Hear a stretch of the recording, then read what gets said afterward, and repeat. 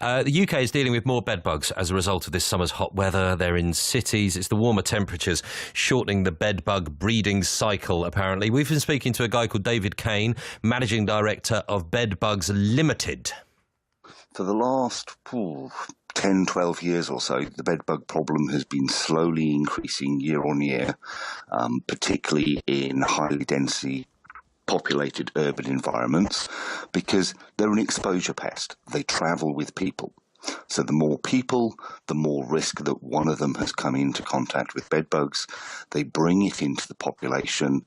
If they don't initially respond or detect the problem, it can then spread, get out of control, and it literally ends up being passed around with them like a metaphorical typhoid Mary. Oh, right, OK. Can you be in a situation, as Rachel described, when you're not quite sure whether you've got them or not? Oh, absolutely. Okay. And part of the problem with bedbugs, and one of the great ways that they've got to hide amongst us, is that initially, at low levels, the majority of people don't respond to them. So if you wake up this morning and say, I have no bites, I don't have bedbugs, it's a little bit of a myth. So what you have to do is get into the habit of, when you travel and stay away from home, spend a couple of minutes, look for the signs of bed bugs in and around the sleeping area, which is live samples, cast-off skins, and little black dots, which are their fecal traces. OK. How big are the actual bugs themselves? Well, when they hatch out of an egg, they're approximately 2 millimetres in length.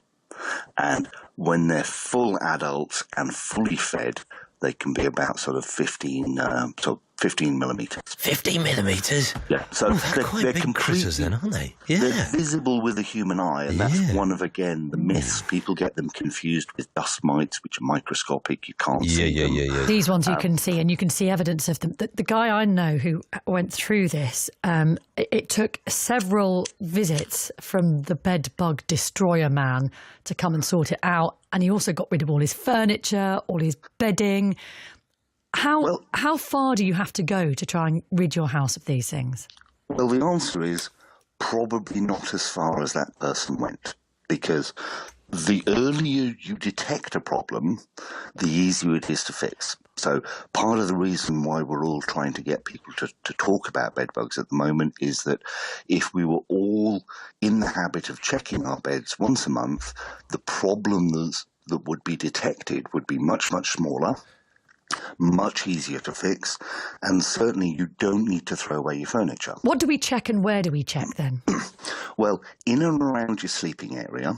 So there's lots of videos on the internet that show people how to do this, and you want to work on the principle that at least once a month you strip your bed down completely, lift the mattress off, look through the frame of it. You can get passive monitors to help you detect bed bugs, or you're literally looking for the little black dots. Okay. Now, while you're doing it, you may as well reward your bed and the fact you spend at least 180 hours a month sleeping in it. Give it a good clean with a vacuum cleaner, put it back down. Now, the vast majority of people, if they did that, then there wouldn't be people leaving it in the public places. True.